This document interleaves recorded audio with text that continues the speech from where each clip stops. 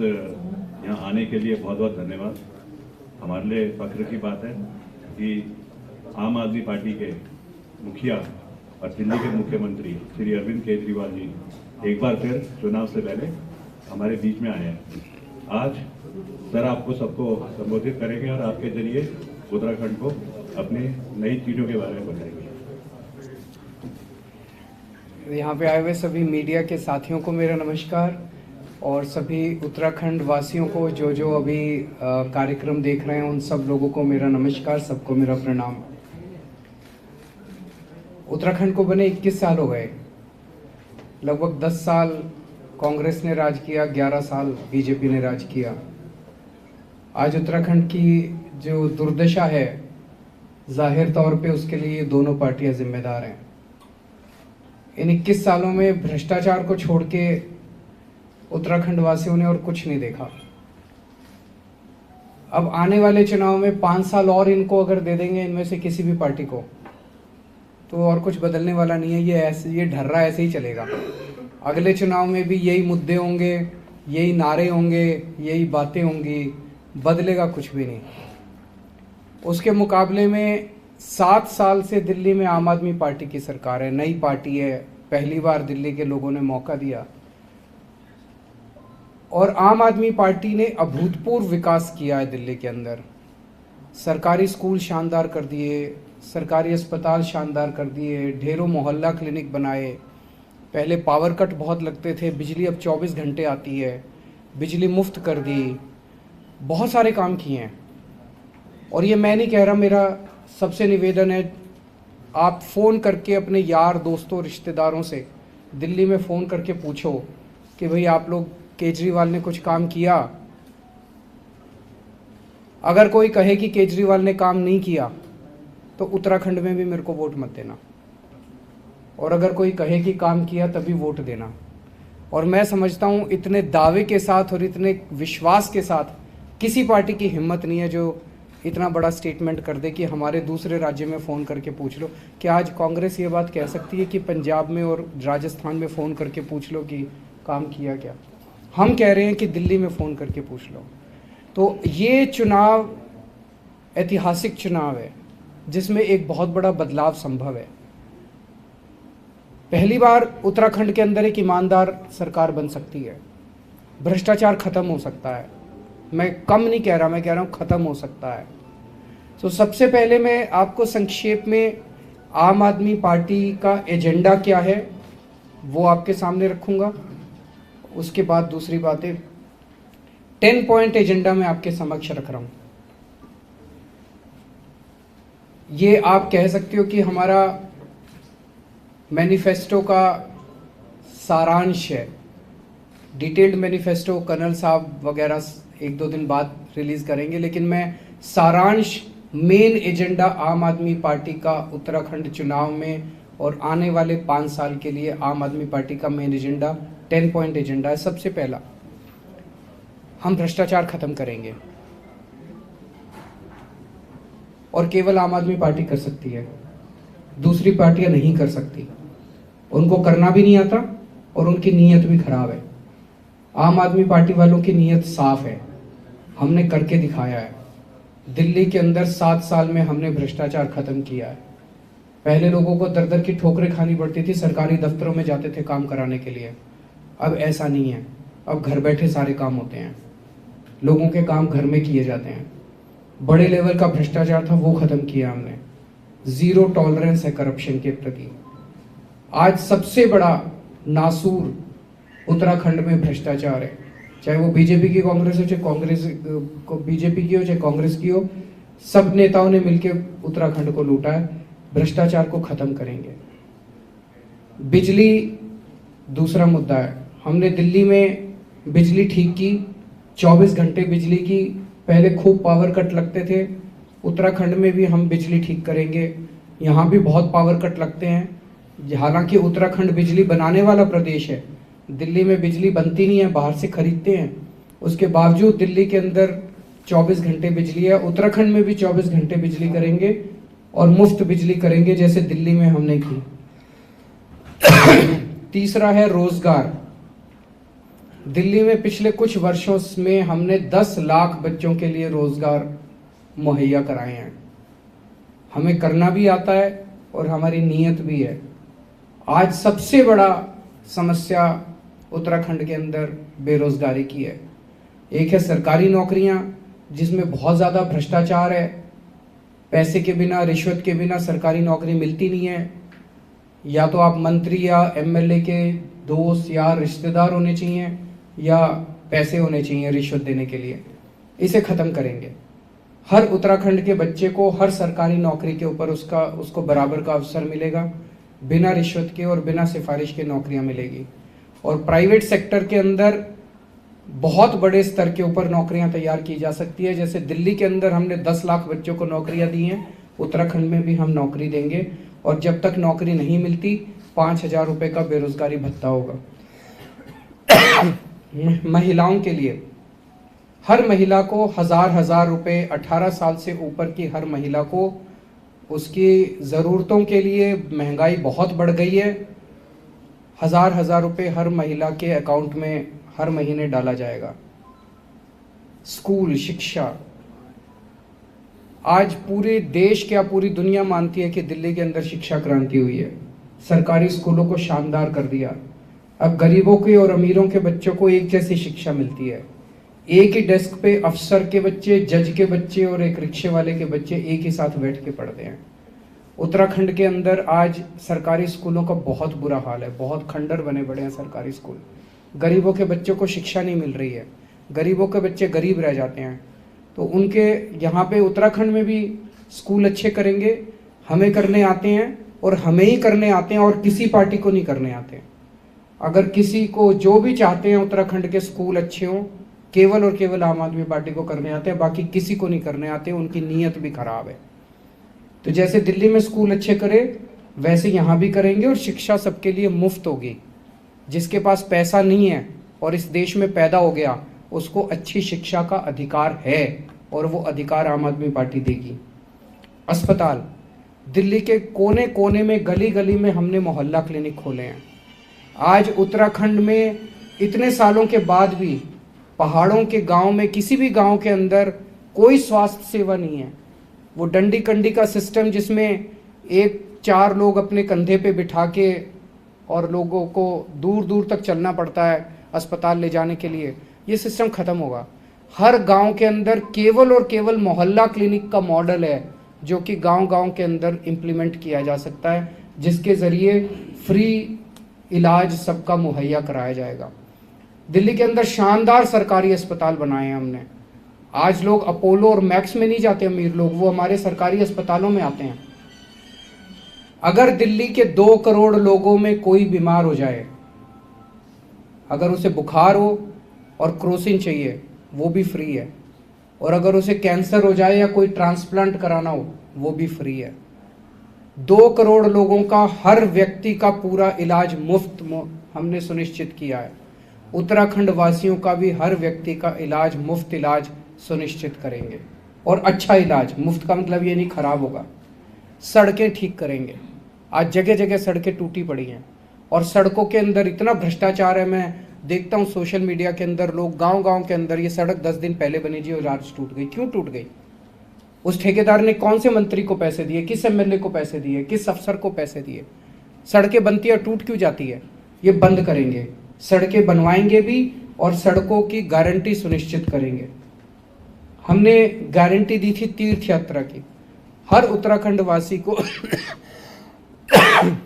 अयोध्या जी के दर्शन करवाएंगे। जो हमारे दूसरे लोग हैं उनको, मुस्लिम धर्म के लोग हैं उनको अजमेर शरीफ के हम दर्शन कराएंगे।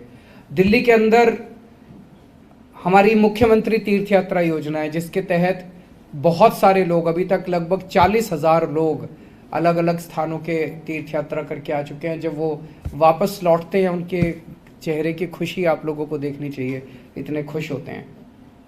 हमने कहा कि हम उत्तराखंड को हिंदुओं की अंतर्राष्ट्रीय आध्यात्मिक राजधानी बनाएंगे। इससे पूरे दुनिया के अंदर बहुत सारे लोग यहाँ पे, टूरिज्म जो है वो बहुत बड़े स्तर के ऊपर बढ़ेगा और इससे हमें उम्मीद है कि हजारों बच्चों को रोजगार मिलेगा। हमारे जो रिटायर्ड सैनिक हैं, उन रिटायर्ड सैनिकों को 34 साल की उम्र में फौज से रिटायर हो जाते हैं और उसके बाद फिर वो कभी कोई सिक्योरिटी एजेंसी में नौकरी ढूंढ रहा है, कोई कहीं नौकरी ढूंढ रहा है। क्यों भाई? 17 साल जब वो फौज में रहते हैं, उनको इतना एक्सपीरियंस होता है। मैं कर्नल साहब से डिस्कस कर रहा था, उनको मेडिकल का भी एक्सपीरियंस होता है, इंजीनियरिंग का भी एक्सपीरियंस होता है, उनको तरह तरह का। वो फौज से निकलने के बाद देश के प्रति लॉयल होते हैं, अनुशासित होते हैं, डिसिप्लिन्ड होते हैं, मेहनती होते हैं। इतना बड़ा रिसोर्स देश का खराब होता है। तो हमने तय किया है उन लोगों को सरकारी नौकरी, सबको जो भी रिटायर होकर आते हैं उत्तराखंड वासी, उनको सरकारी नौकरी दी जाएगी। और ये सरकार उन पे एहसान नहीं कर रही है। हमें लगता है ये सरकार का बहुत बड़ा एसेट है जो खराब हो रहा है। उनको उत्तराखंड के नवनिर्माण में इस्तेमाल करेंगे। और दिल्ली में जैसे हमने किया, दिल्ली में हम दिल्ली के रहने वाला कोई भी सैनिक अगर बॉर्डर पे शहीद होता है, या दिल्ली पुलिस का कोई भी जवान अगर शहीद होता है ऑपरेशन में, उसको 1 करोड़ रुपए की सम्मान राशि दी जाती है। उत्तराखंड का भी रहने वाला कोई भी सैनिक अगर शहीद होता है तो उनको भी हम फौजी या पुलिस वाला ऑपरेशन में शहीद होता है तो उनको भी हम 1-1 करोड़ की वो देंगे। एक मेरे से रह गया था, तीर्थ यात्रा में मैंने अयोध्या बोला, मैंने अजमेर शरीफ बोला। हमारे सिख धर्म के लोगों के लिए दिल्ली में भी हमने किया, करतारपुर साहब भी हम उनको दर्शन कराने ले जाएंगे। और रिटायर्ड सैनिक जब मैं बोल रहा हूँ, इसमें पैरामिलिट्री फोर्सेस भी आती हैं, इसमें उत्तराखंड पुलिस के जवान भी आते हैं, वो सब आते हैं। ये मोटे मोटे तौर पे मैंने 10-11 पॉइंट बताए हैं। इसके अलावा भी और बहुत सारे हैं जो कि कर्नल साहब आप लोगों के उत्तराखंड के जो भी इश्यूज़ हैं, कर्नल साहब आपको डिटेल्ड मैनिफेस्टो जब जारी करेंगे तो बताएंगे। ये सारी चीज़ें मिला के हम शिक्षा फ्री करेंगे। आज एक आदमी अगर अपने उसके 3 बच्चे हैं प्राइवेट स्कूल में भेजता है तो कम से कम एक बच्चे का 3,000 रुपये महीने का तो खर्चा आ ही जाता है। सो उसके 9,000 रुपये बचेंगे। मैं इस साल दिल्ली में आपको जान के ताज्जुब होगा, 2.5 लाख बच्चों ने अपने प्राइवेट स्कूल से नाम कटा के सरकारी स्कूल में भर्ती कराया। और बड़े बड़े अमीरों के बच्चों ने प्राइवेट स्कूल से नाम कटा के सरकारी स्कूल में भर्ती कराया, 2.5 लाख बच्चों ने। तो लगभग 10,000 रुपये महीना तो इसी के बच गए। उसके बाद हम बिजली फ्री करेंगे, हर एक का इलाज मुफ्त करेंगे। ये सारी चीज़ें मिला के मैं देख रहा था, कम से कम हर परिवार को हर साल 2 लाख रुपए का फ़ायदा होगा, कम से कम। इससे ज़्यादा ही होगा, 2 लाख रुपए का फ़ायदा। तो 5 साल में हर परिवार को कम से कम सीधे तौर पे 10 लाख रुपए का फ़ायदा होगा इन सभी कदमों से। ये सब चीज़ें ऐसी हैं जो हमने दिल्ली में करके दिखाई हैं। मैं हवा में बात नहीं कर रहा, ये हमने सब किया है, दिल्ली के अंदर किया है और हम ही कर सकते हैं। इस देश के अंदर केवल और केवल हमने ही किया है और किसी पार्टी ने नहीं किया, केवल हम ही कर सकते हैं। मैं फिर से निवेदन करता हूं, किसी भी व्यक्ति को अगर ये लगता है कि केजरीवाल झूठ बोल रहा है, आम आदमी पार्टी बड़े बड़े वादे कर रही है, आप दिल्ली में फोन करके अपने दोस्तों को, यार रिश्तेदारों को फोन करके पूछें कि क्या आप केजरीवाल सरकार से खुश हैं। अगर वो कहे नहीं खुश हैं, मुझे उत्तराखंड में वोट मत देना। ये बहुत बड़ी बात है। किसी पार्टी के अंदर इतनी हिम्मत नहीं है कि ये बोल सके। मेरा प्रश्न ये है कि इन दोनों पार्टियों ने क्या किया। अगर हम 7 साल में दिल्ली में इतना कुछ कर सकते थे, इन दोनों पार्टियों ने 21 साल में क्या किया, इन्होंने क्यों नहीं किया? इन्होंने केवल और केवल अपने घर भरने के सिवा कुछ नहीं किया। मेरा प्रश्न इन दोनों पार्टियों से है, इन दोनों पार्टियों ने रल मिल के अभी तक सरकारें चलाई हैं। ये पार्टी कहती है इनके पास उनका स्टिंग है, वो पार्टी कहती है इनके पास उनका स्टिंग है। अरे तुम दोनों के पास एक दूसरे के स्टिंग है तो दोनों एक्शन क्यों नहीं लेते, जेल क्यों नहीं भेजते फिर दूसरे को? वो कहते हैं जब इनकी सरकार आती है तो वो कहते हैं भाई इन्होंने स्कैम करे, वो कहते हैं इन्होंने स्कैम करे। तो जब तुम्हारी सरकार है, बीजेपी की 5 साल से सरकार है, बीजेपी वालों ने एक भी कांग्रेसी के खिलाफ एक्शन लिया? नहीं लिया। क्यों? उनको पता है अगली बार जब कांग्रेस वाले आएंगे तो वो हमें बचाएंगे, हम इनको बचाएंगे। एक दूसरे को बचाने के सिवा इन्होंने कुछ नहीं किया।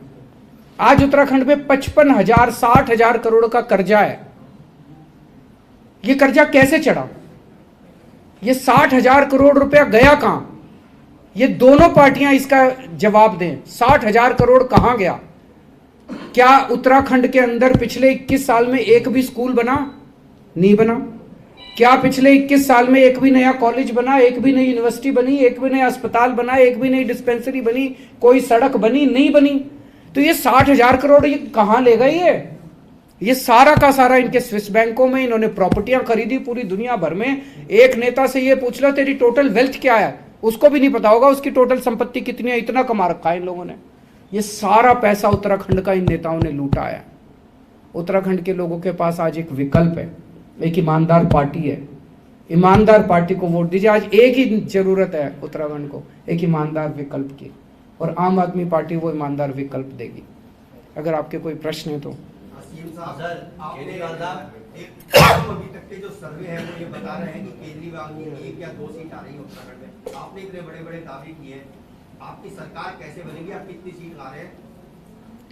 जब हमारी दिल्ली में पहला चुनाव हम लड़े थे, नई नई पार्टी बनाई थी और पहला चुनाव लड़े थे, तो ये एक समस्या होती है, सर्वे कोई भी नई पार्टी को ठीक से एस्टिमेट नहीं कर पाते। उस टाइम सारे सर्वे ये दिखाते थे कि इनकी 6% या 7% वोट आएगा। आप गूगल करके देख लेना। 2013 में जब हम पहला चुनाव लड़े थे, 2013 में, हाँ दिसंबर में पहला चुनाव था, 2000 फिर 49 दिन की सरकार बनी थी 2013 में, तो सारे सर्वे ये दिखाते थे कि इनकी 6 या 7% वोट आएगी, एक भी सीट नहीं आएगी। और पत्रकारों में ये था कि सबकी जमानत जब्त होगी, केजरीवाल शायद अपनी जमानत बचा ले। ये नहीं कहते थे जीतेगा, केजरीवाल शायद अपनी जमानत बचा ले। हमारी 28 सीट आई और पहली बार में ही सरकार बनी। तो मेरा ये कहना है कि जनता पे भरोसा, चुनाव उम्मीद पे लड़े जाते हैं। आज उत्तराखंड की जनता को बीजेपी या कांग्रेस से क्या उम्मीद है? मैं आपकी बात से 100% सहमत हूं कि भाई इतनी बड़ी बड़ी बातें कर दी, जब जीतोगे ही नहीं तो करोगे क्या। लेकिन आम आदमी पार्टी नई पार्टी है, पहली बार उत्तराखंड का चुनाव लड़ रही है। जनता पे भरोसा कीजिए, और जनता को अगर लगता है कि हम अच्छी बात कर रहे हैं तो जरूर वोट देगी। हम तो मानते हैं कि पूर्ण बहुमत आना चाहिए, क्योंकि आज किसी भी पार्टी के साथ, मैंने इतनी बातें की, अब मेरी प्रेस कॉन्फ्रेंस के बाद उनसे जाके पूछ लेना धामी साहब से कि जी ये स्कूल अस्पताल, केजरीवाल कह रहा है मैं स्कूल अस्पताल ठीक कर दूंगा, आपने 5 साल में क्यों नहीं करे? आपको करने नहीं आते, आपकी नीयत खराब है। हरीश रावत साहब से पूछ लेना जी 10 साल हो गए आपको, सरकार 10 साल चलाई, आपने स्कूल अस्पताल ठीक क्यों नहीं करे? आपको करने नहीं आते? या उनके पास कोई एजेंडा ही नहीं है। वो जनता के बीच में जाके कांग्रेस क्या कह रही है, भाई 5 साल इन्होंने लूट लिया, अब हमारी बारी है, हमें लूटने दो। धामी साहब कह रहे हैं मेरे को तो 6 ही महीने हुए हैं, 5 साल तो दे दो कम से कम।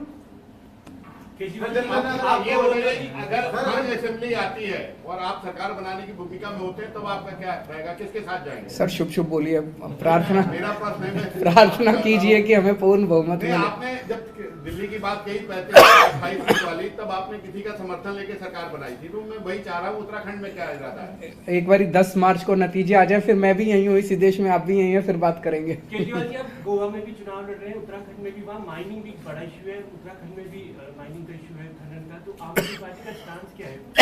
वेयरिंग जाएंगे आप लोग? स्टैंस यही है जी, ये सारा इन्होंने भ्रष्टाचार करके पूरा एनवायरनमेंट खराब कर दिया, बड़े बड़े पहाड़ खराब कर दिए, बड़े बड़े जंगल खराब कर दिए, इन्होंने बेईमानी कर करके सारे ठेके दिए हैं। और ये बेईमानी भ्रष्टाचार रोका जाएगा, और इसको ईमानदारी के साथ जो भी सरकारी नीति है उस नीति के साथ एनवायरनमेंट को प्रोटेक्ट करते हुए जो भी खनन करने की जरूरत है उसको अलाउ किया जाएगा। सर अगर क्या बोलते हैं आपका उत्तराखंड में नशा एक बड़ा मुद्दा बन रहा है, सामाजिक मुद्दा बन रहा है, आपने अपने पूरे इसमें नशे को छोड़ रखा है। मैं आपको एक उदाहरण देता हूँ जी। 2 मुख्यमंत्री हैं, एक ईमानदार एक बेईमान है। बेईमान मुख्यमंत्री अपने पुलिस वालों को बुलाता है और सबसे क्या कहेगा, हाँ भाई कितने लाए, अपने एरिया में कितनी कलेक्शन हुई अपने। तो जब पुलिस वाले को अपनी एसपी की, थानेदार की पोस्टिंग करने के लिए पैसे देने पड़े, हर महीने कलेक्शन करके ऊपर पहुंचाना पड़े, तो वो तो नशा ही बिकवाएगा, नशे वालों के साथ सांठगांठ करेगा। और एक ईमानदार मुख्यमंत्री है, वो अपने सारे अफसरों को बुलाता है, कहता खबरदार मैं खाल खींच लूंगा तुम्हारी, अगर नशा बिकता हुआ मिला तो तुम्हारे एरिया में। तो वो नशा, पुलिस कुछ भी कर सकती है, अच्छा काम भी कर सकती है, खराब काम भी कर सकती है। आपकी नीयत कैसी है, मुख्यमंत्री की और मंत्री की नीयत कैसी है, उस पर निर्भर करता है। यही, एक मिनट, यही पुलिस, उत्तराखंड पुलिस आपको चमत्कार करके दिखा देगी। जैसे दिल्ली में सरकारी टीचर है हमारे, पहले कहते थे सरकारी टीचर बड़े खराब होते हैं, पढ़ाते नहीं है, काम नहीं करना चाहते, टीचर आती है पेड़ के नीचे बैठ के स्वेटर बुनती रहती है, यही तो धारणा होती है सरकारी टीचर की। इन्हीं मेरे 60,000 टीचर्स ने, मैंने बदले नहीं आने के बाद, इन्हीं 60,000 टीचर्स ने शिक्षा क्रांति करके दिखा दी, उनको माहौल अच्छा मिल गया। यही उत्तराखंड पुलिस नशाबंद करके दिखाएगी आपको, देख लेना। ईमानदार, एक मौका दे दो, 10 साल इनको भी देख लिया, 10 साल इनको भी देख लिया, अब 5 साल और इनको दे दोगे, कुछ नया नहीं करने वाले। एक मौका हमें करके देख लो, जैसे दिल्ली में बीजेपी और कांग्रेस का सफाया हो गया, बीजेपी और कांग्रेस उत्तराखंड से खत्म हो जाएंगी। एक आखिरी सवाल, आप आखिरी मत बोलो, 2-4 और। हरिद्वार में टिकट बंटवारा काफी देर से हुआ और आपके पार्टी के कुछ कार्यकर्ता नाराज भी, क्योंकि जो एंड टाइम पे लोग हैं उनको टिकट दिया गया। क्या भाजपा से कोई इसमें साठगांठ है? जनता में ये इस समय हवा है?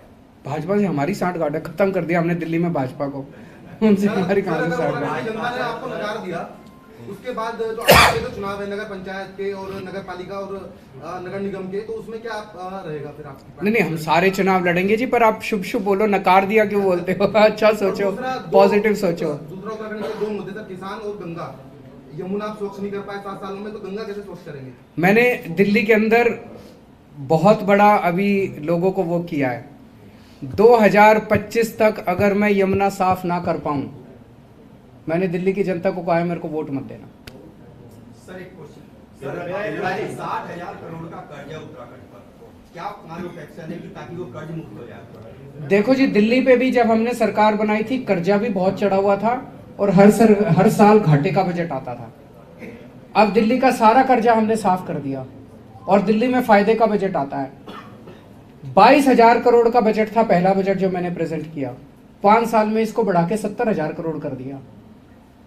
हम उत्तराखंड में ईमानदार सरकार बनेगी, अच्छी नीयत की सरकार बनेगी, घाटा, पुराना कर्जा भी खत्म हो जाएगा, घाटा भी खत्म हो जाएगा। और मैं आपको यकीन दिलाता हूं, मैं दिल्ली में तो 3 गुना कर दिया, यहां कम से कम ये डबल हो सकता है, इतने सोर्सेज ऑफ रेवेन्यू है। आज 55,000 करोड़ का बजट है, ये कम से कम 1 लाख करोड़ क्रॉस कर सकता है 5 साल में।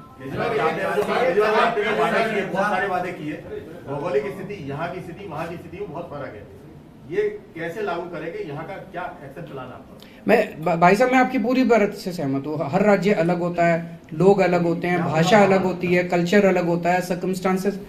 एक ही चीज होती है जो सरकार चलाती है, नीयत साफ है क्या? अगर साफ नीयत हो, दिल्ली की अपनी समस्याएं थी, जब हमारी दिल्ली में सरकार बनी हमें तो स्कूल चलाने आते नहीं थे, हमें तो अस्पतालों का भी कुछ नहीं पता था, हमें तो बिजली का भी कुछ नहीं पता था, हमें तो पानी का भी कुछ नहीं पता था। लेकिन हमारी नीयत साफ थी, हम बैठे लोगों के साथ जिनको स्कूल चलाने आते थे, हम बैठे लोगों के साथ जिनको अस्पताल चलाने आते थे, और हमने साफ नीयत से मेहनत करके सब ठीक कर दिया। उत्तराखंड की अपनी समस्याएं हैं, लेकिन हमारी नीयत साफ है। ये इससे ईमानदार आदमी मिलेगा बताओ आपको पूरी उत्तराखंड में ढूंढने से? इतना कमिटेड आदमी मिलेगा? अब इनकी नीयत साफ है, ये करना चाहते हैं, जब इनकी पावर नहीं है तभी ये लगे हुए हैं। इतने बच्चों को नौकरी दिला दी, आर्मी में भर्ती करा दिया, तो साफ नीयत वाली सरकार आगे बैठ के करेंगे सबके साथ। राहुल गांधी ने प्रधानमंत्री नरेंद्र मोदी को कहा कि वो प्रधानमंत्री नहीं है, वो 21वीं सदी के राजा हैं, आपका क्या मानना है? उन्हीं से पूछो जी, मैं इन चक्रों में नहीं पड़ता। मेरे को राजनीति, हम दोनों को राजनीति करनी नहीं आती, हमें राष्ट्र निर्माण करना आता है। हमसे स्कूल बनवा लो, हम बना देंगे, हमसे अस्पताल बनवा लो, हमसे बिजली ठीक करा लो, हमसे वो आता है। ये गाली गलौज हमको नहीं आती। सर, आपने कहा था कि जब मैं सीएम बनूंगा, आपने कहा था जब मैं सीएम बनूंगा या सीएम जब आप रहे, आपने उस समय वादा किया था कि मैं मेट्रो में ट्रैवल करूंगा, मैं कभी सारी सुविधाएं नहीं लूंगा, लेकिन आपके पास सब कुछ मेट्रो में आप ट्रैवल करते हुए नजर नहीं आते। यार मेरा एक बयान, मेरे झूठ मत बोलो, कहीं मैंने नहीं कहा। मैं पहले, एक मिनट सुनो, मैंने ये कहा था मैं बड़ी बड़ी गाड़ियां नहीं लूंगा, बड़े में मेरे साथ 10 आगे गाड़ियां 10 पीछे गाड़ियां नहीं चलेंगी, मैं एक ही गाड़ी पे चलता हूं, मेरे साथ केवल एक एस्कॉर्ट चलती है। मेरे साथ वो लंबा चौड़ा तामझाम आज भी नहीं चलता जो एक मुख्यमंत्री के साथ 10 गाड़ियां पीछे, ब्लैक कमांडो आगे, वाइट कमांडो, फलाने कमांडो, मेरे साथ वो सब नहीं चलता। मैंने कभी नहीं कहा मैं मेट्रो में चलूंगा। मेट्रो में चल गया यार, मुख्यमंत्री बेचारा 4 घंटे मीटिंग में वो नहीं पहुंच। पहले भी मेरे पास गाड़ी थी, मेरे पास अपनी गाड़ी थी, अब सरकारी गाड़ी है। सीएम साहब हरिद्वार में टिकट बंटवारे के दौरान आपका आम आदमी वाला झंडा है वो पूरी तरह बोल रहा है। मैं पता कर लूंगा जी, मेरे को पूरा आइडिया नहीं है कि क्या हुआ है, मैं पता कर लूंगा। अगर कुछ गड़बड़ ठीक कर लेंगे इसको। सर आपकी सरकार पहाड़ पे ट्रेन पहुंच पाएगी? हैं? आपकी सरकार बनती है तो पहाड़ पे ट्रेन पहुंच पाएगी? जरूर करेंगे जी, वो जो भी ट्रांसपोर्ट है ये बताएंगे। ये चीजें तो ना हो रखी हैं दुनिया में। तो ये पहाड़ ऐसे खतरनाक थोड़ी है। जिस तरीके से आप सवाल करके बोल रहे हैं कि पहाड़ में नहीं हो सकती चीजें, ऐसा कहाँ होता है। एजुकेशन की बात करें, एक अच्छा टीचर होगा तो पहाड़ में नहीं पढ़ा सकता है। हेल्थ की बात करें, अगर एक अच्छा डॉक्टर होगा तो ऊपर नहीं कर सकता। मैं तो रहता ही पहाड़ में हूँ। आज अगर हम बोले कि पहाड़ में ट्रेन चलेगी, ये तो मजाक वाली बात है। ट्रेन को क्यों नहीं जाना चाहिए पहाड़ में, ये असली बात है। और वो सर यही बोल रहे हैं कि हमारी नीति और नियत जो है इसी मकसद के लिए है कि हमने पहाड़ों को और अच्छे तरीके से उजागर करना है। बहुत बहुत शुक्रिया जी, थैंक यू। आज के काफी हो गए, अब कल भी